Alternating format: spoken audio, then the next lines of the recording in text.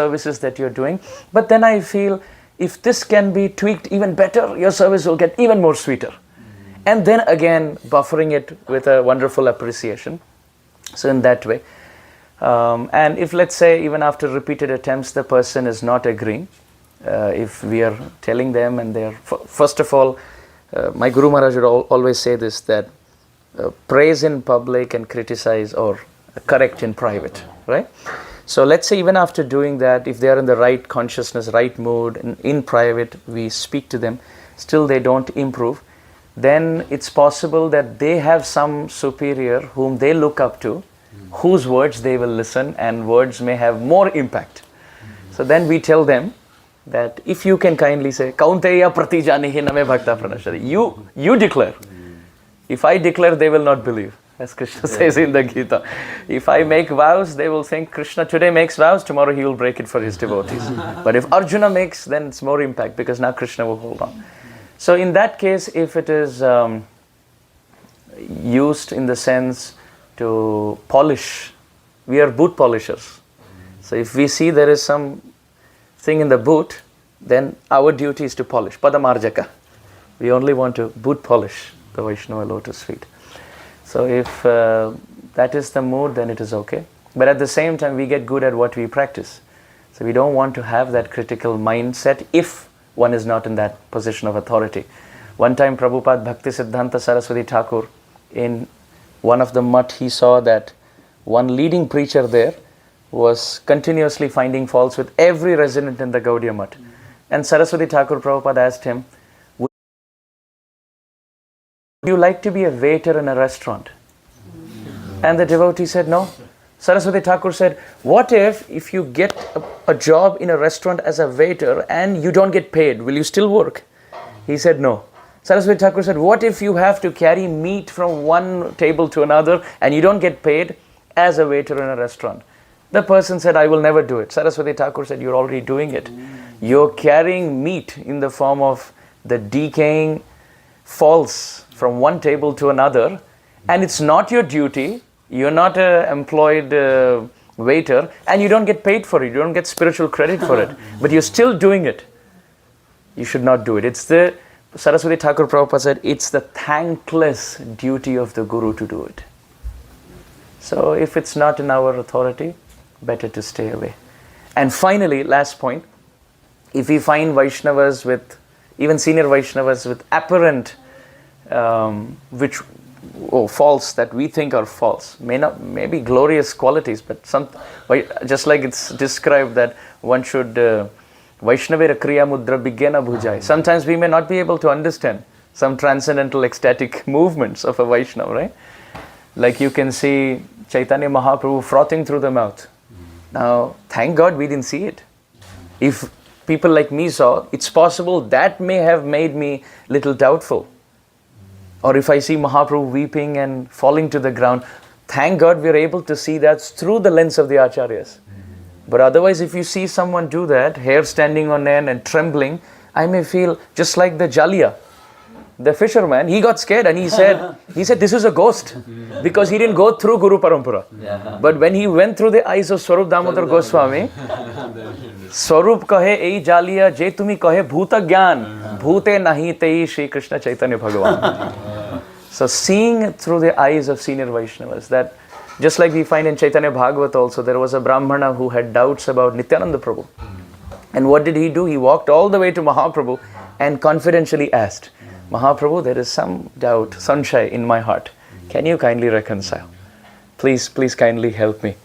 So therefore it is described in Chaitanya Bhagavat, Tumi manile Chaitanya, na manile Nityananda, tumar mati brashto.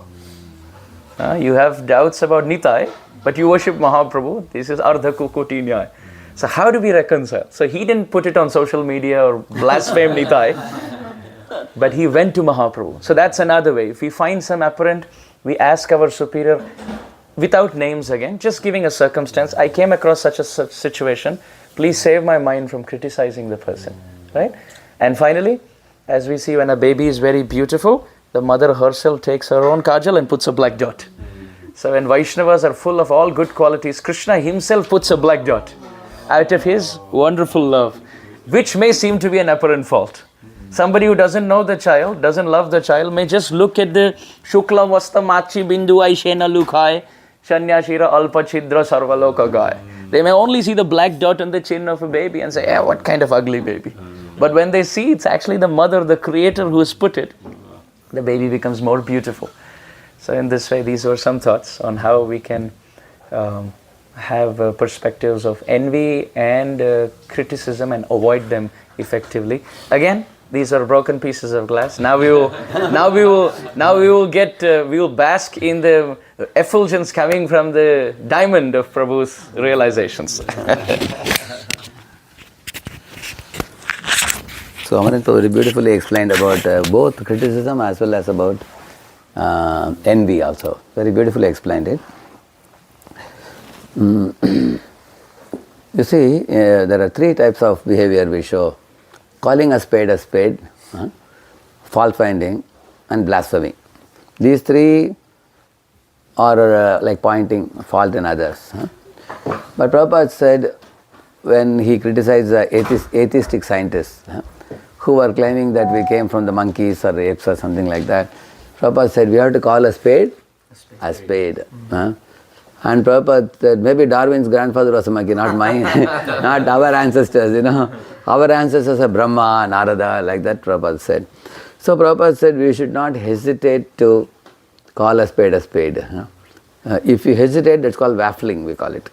Waffling means, like, you don't speak the truth, but you are hesitant to speak the truth. When we deal with modern day world, many times we all want to be sensitive to while dealing with other people.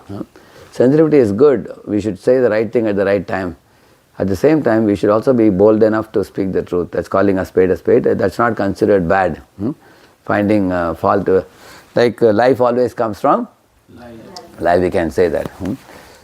And secondly, fault finding arises due to dislike. And when you allow something to go from dislike to hatred, then fault finding becomes blasphemy. So, like you all look at somebody's style of laughing you don't like, or somebody's style of walking you don't like. Somehow or other, our mind is designed in such a way that sometimes it doesn't like some other Vaishnava. Anything they do, we don't like sometimes. Look at him, he show all his teeth while laughing. Look at the way he does this. And if you like a Vaishnava, whatever he does is very attractive. Correct, no? There's a saying in Tamil that for a crow, correct, no? For a crow, the baby crow is the most beautiful. So, it is in our interest that we develop affection for. Because if we develop affection, whatever they do, we will be able to appreciate. But if we don't, if we develop a dislike for them, anything they do will appear objectionable. Then what happens? The dislike, as it continues, increases, then one day it becomes, hatred. So as soon as our mind starts finding fault with some devotee, like Acharyas also find fault, but for a very important reason. Like Shukadeva Goswami is criticizing materialists. Shrotavyadini Rajendra Ninam Santi Sahasrashaka Apashyatam Atmatattvam Griheshu Griham Vedanam and all that. Similarly, Shaunaka Rishi is also many places you will find. But when they criticize materialists and all, it is for educating the disciples and helping them to have a proper vision of what is spiritual, what is material and all that. So, therefore, whenever we have to criticize something, we should be very careful that our criticism is non-fanatical. Non-fanatical means ours is achintya bheda abheda tattva. So, we should not hold on to one side and criticize the other side. One example I will tell you. In Pune one time, one senior devotee came to Pune, very nice devotee. We invite him, he's a very good kathakar, he gives katha. So in the katha he was telling that, kya hai leela, leela, leela. Tattva bolna chahiye. As he was telling, we should speak tattva. That is most important, he was speaking. Whole Bhagavatam class was on that, he was speaking. So there was one devotee sitting behind one senior brahmachari in Pune. So he observed that, and then he came and asked me, Radheshampu, if you allow me, I want to give one brahmachari class today, he said. Then in the afternoon 3 to 4:30 we have brahmachari class. All that he was spoken was Leela. Leela is most important. Without Leela there is no And no juice. He said, there is no juice. Tattva is very dry, like a dry oil cake and all. And this brahmachari was giving, he didn't know that the morning speaker was sitting behind. He was sitting way behind, but he was noting some points. The next day morning, that morning speaker, again he gave a class. And he defeated all these points, what he said. Again emphasizing Tattva. Then this brahmachari came to me and said, Prabhuji, can I give one more class today? I told him, I know what he will speak on. I said, you are not giving class today, I am going to give. Then he said, okay, Prabhuji, if you are giving, then I will not give. Then I made a reconciliation between. Then all devotees became pacified. Many devotees came and told me, Prabhuji, our head was spinning. This fellow was pulling us this side, that fellow was pulling that side. Now you put us in the middle, now thank you. So, therefore, see, ours is what philosophy? So, there are how many sides? 2 sides. So, most often fanatical devotees catch which side? One side. And they will criticize the other side.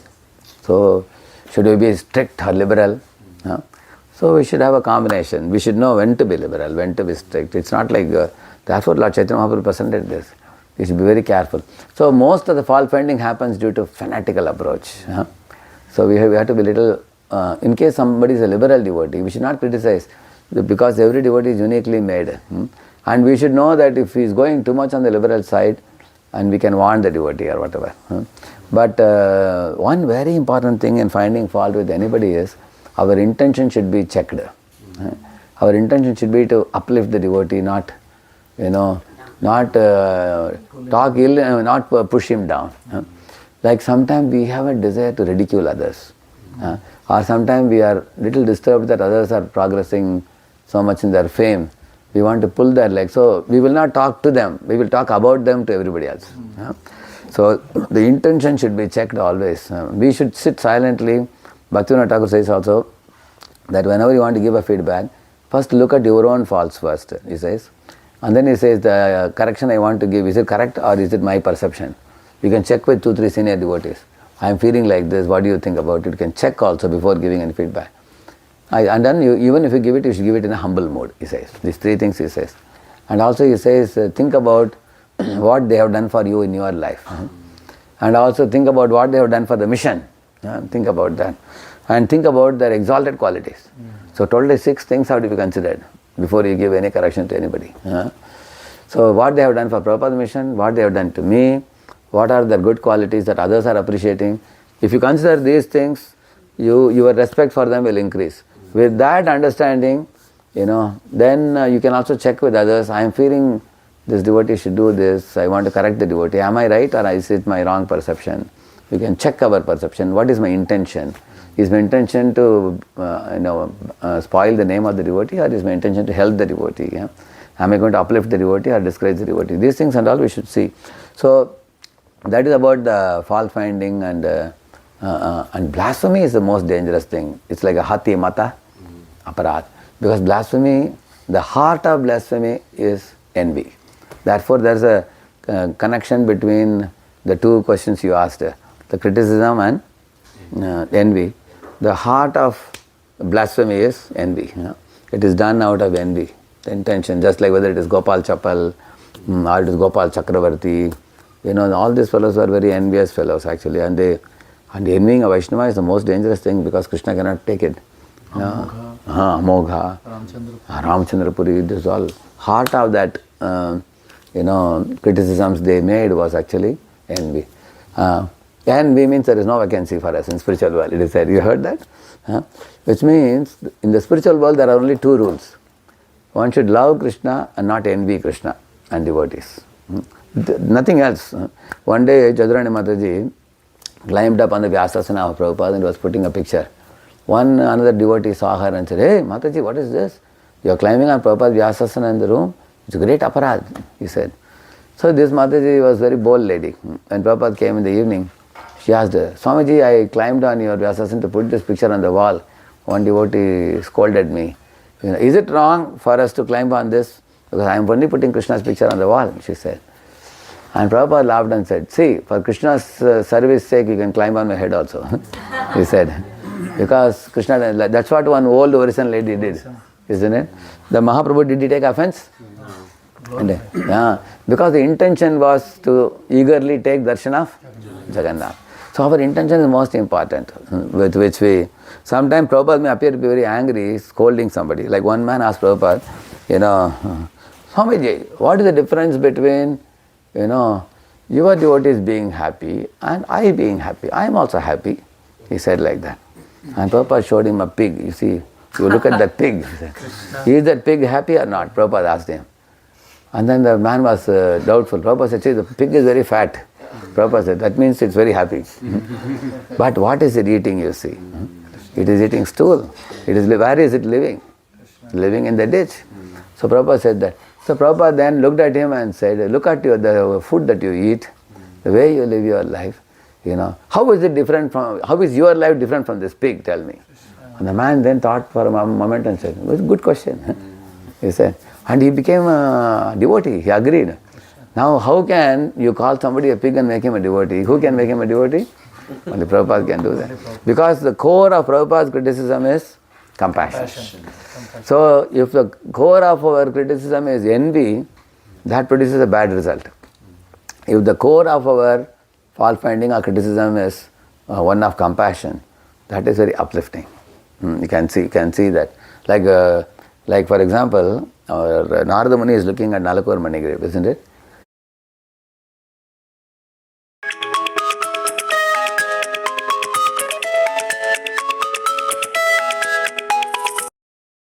They are doing wrong.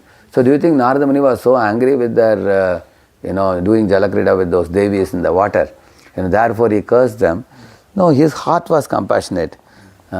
He actually wanted to give them darshan of Kṛṣṇa in Vrindavan and then deliver them, isn't it? So his heart is compassionate. So the great Vaishnavas are like a coconut, The coconut is hard outside, soft inside, isn't it? Externally many people cannot understand. Nityananda Prabhu also is like that. So that is about fault finding. Another important thing about the envy, Prabhupada said even the gopis, amongst them there is a competition, Prabhupada said. Like one gopi thinks, oh, she has made such a beautiful garland, like this garland. In Pune also they make like this for Radha Vrindavan Chandra. So this, somebody has made such a beautiful garland. Then immediately the gopi thinks, but the garland that I make is not as great as this. So which gopi made this garland? They want to figure out. And when they come to know, they go to the gopi and say, hey gopi, can you please teach me, how do you put these flowers together? They go and learn. And then they want to learn so that they can also offer a very good garland to Kṛṣṇa. So this type of competition is there, Prabhupada says, in spiritual world. But in the spiritual world, no devotee will condemn the service of another devotee. They will not blaspheme another devotee, he says. So I will tell you two verses in Bhagavatam which look very similar. But one verse glorifies, the transcendental competition, whereas another verse explains what is envy.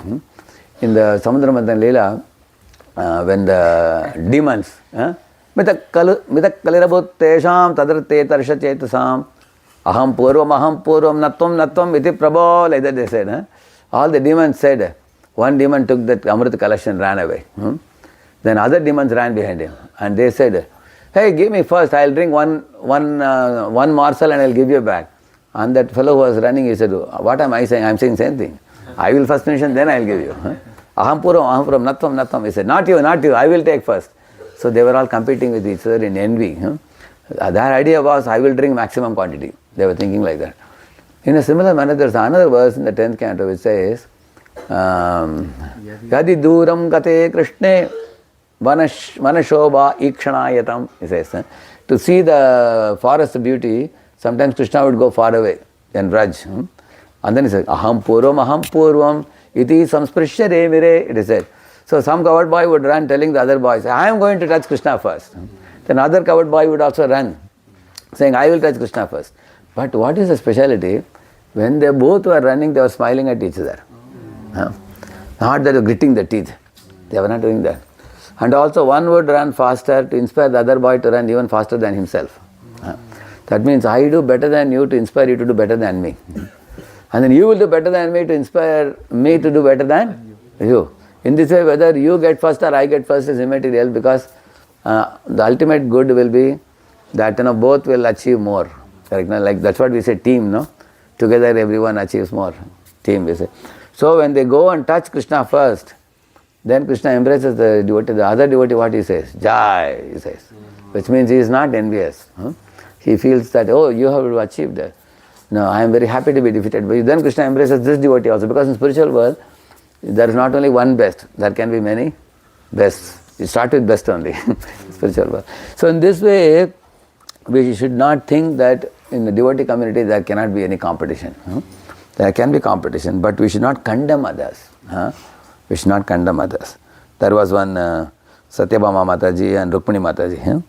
Rukmini Mataji was very soft-natured and Satyabhama Mataji was strong-natured.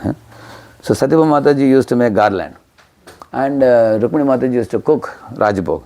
So one day she called Rukmini Mataji, come here. She said, how much time will you take to make a garland like this? She asked. Rukmini Mataji said, no, Mataji, I am not used to making garland. I think it may take me 6 hours, she said. I can do it in 2 hours, she said. Then Rukmini Mataji said, Mataji, you are a great soul. I cannot make like you, she said.